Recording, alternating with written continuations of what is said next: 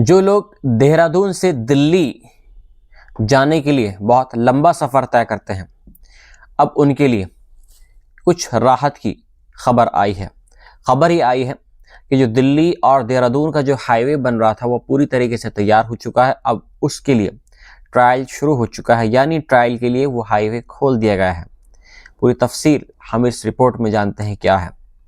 देखिए, दिल्ली सहारनपुर देहरादून हाईवे, जिसको नाम दिया गया है NH9 का, अक्षरधाम मंदिर से खेकड़ा EPA बागपत तक का 32 किलोमीटर का हिस्सा सोमवार को ट्रायल के लिए खोल दिया गया, यानी Delhi Saharanpur Dehradun highway.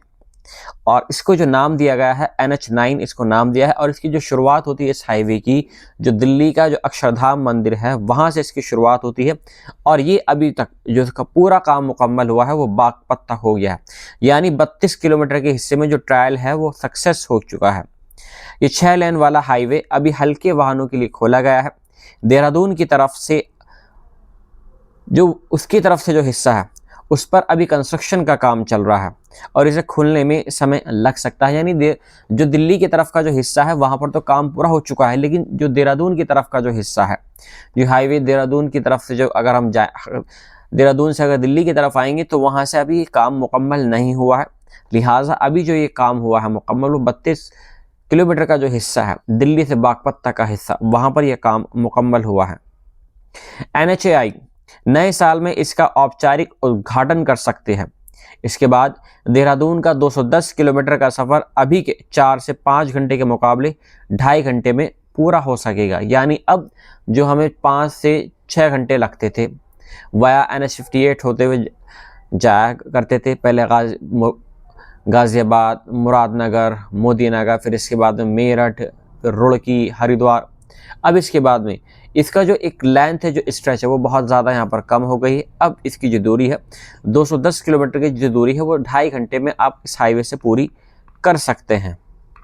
Delhi Saharanpur Dehradun highway NH9, जो अक्षरधाम मंदिर से जिसकी शुरुआत हो रही है और जो जा रहा है बागपत का जो हिस्सा है EPA, वहाँ तक ये अभी मुकम्मल हो चुका है, जिसे NH79B के नाम से जाना जाता है। सोमवार को ट्रायल के लिए खोल दिया गया। इस 32 किलोमीटर के हिस्से में 19.2 किलोमीटर का एलिवेटेड हिस्सा शामिल है, यानी इसमें 19.2 का जो हिस्सा है वो जो बीच में जो जंगल का रास्ता पड़ेगा उसके ऊपर जो पुल बना है, जो एलिवेटेड रास्ता बना है, जो हाईवे बना, उसमें इसमें जो बताया गया है कि 19.2 किलोमीटर का ये एलिवेटेड रोड है। इसके बनने में 3,498.51 करोड़ रुपए का खर्च आया, सिर्फ इस एलिवेटेड रोड के बनाने में ही। खेकड़ा से आगे, यानी जो बागपत से आगे का हिस्सा है, NH79B बन रहे हैं। Delhi Dehradun greenfield highway NH344G से जुड़ता है, जो अभी बंद है।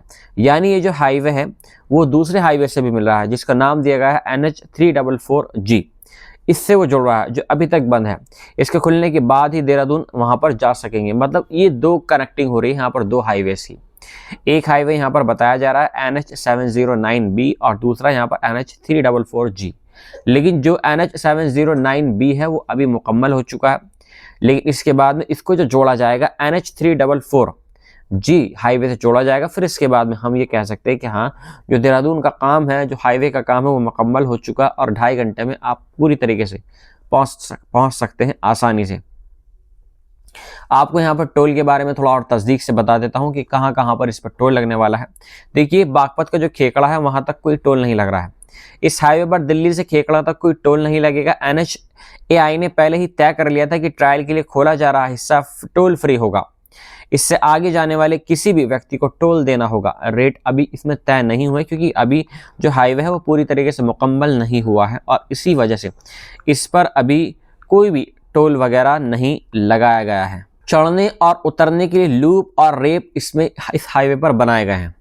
NH9 पर अक्षरधाम मंदिर से बागपत की ओर, यानी शास्त्री पार्क, खजूरी चौक के पास, RF कैंप के पास, इक्कट, लोनी में राम पार्क के पास और ट्रांसिका सिटी के पास पहुंचने के लिए ऊपर से रैप बनाए गए हैं।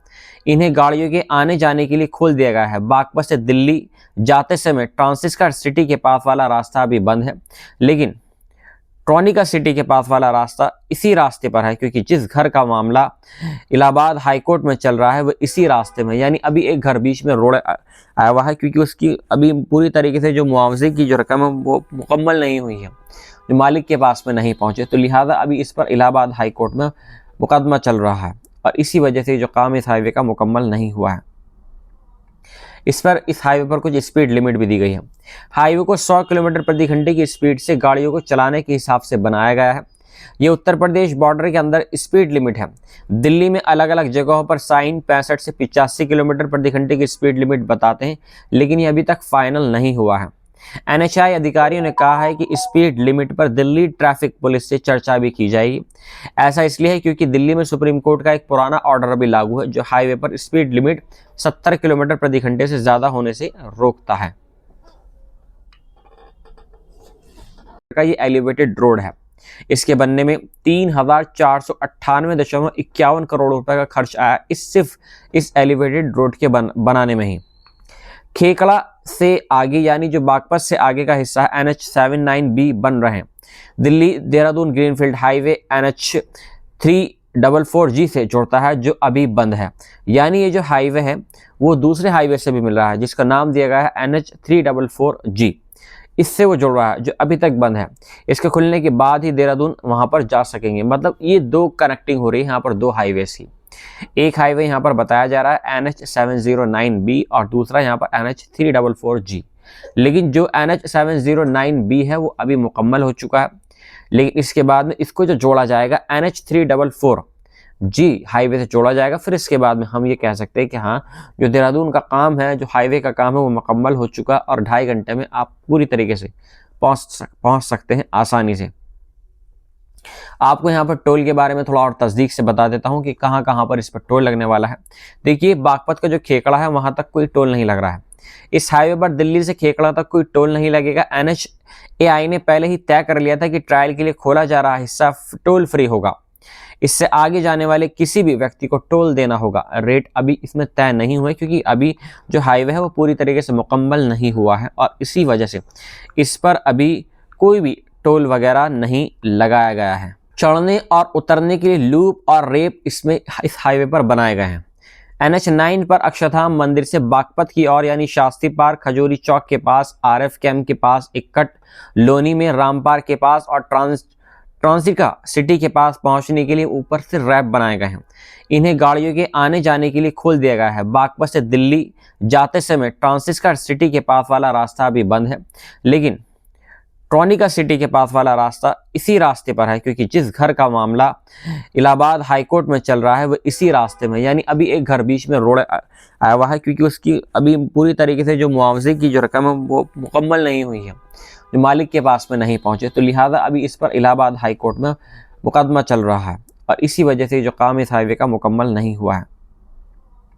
इस हाईवे पर कुछ स्पीड लिमिट भी दी गई है। हाईवे को 100 किलोमीटर प्रति घंटे की स्पीड से गाड़ियों को चलाने के हिसाब से बनाया गया है। ये उत्तर प्रदेश बॉर्डर के अंदर स्पीड लिमिट है। दिल्ली में अलग अलग जगहों पर साइन 65 से 85 किलोमीटर प्रति घंटे की स्पीड लिमिट बताते हैं, लेकिन ये अभी तक फाइनल नहीं हुआ है। NHAI अधिकारियों ने कहा है कि स्पीड लिमिट पर दिल्ली ट्रैफिक पुलिस से चर्चा भी की जाएगी। ऐसा इसलिए है क्योंकि दिल्ली में सुप्रीम कोर्ट का एक पुराना ऑर्डर भी लागू है जो हाईवे पर स्पीड लिमिट 70 किलोमीटर प्रति घंटे से ज्यादा होने से रोकता है।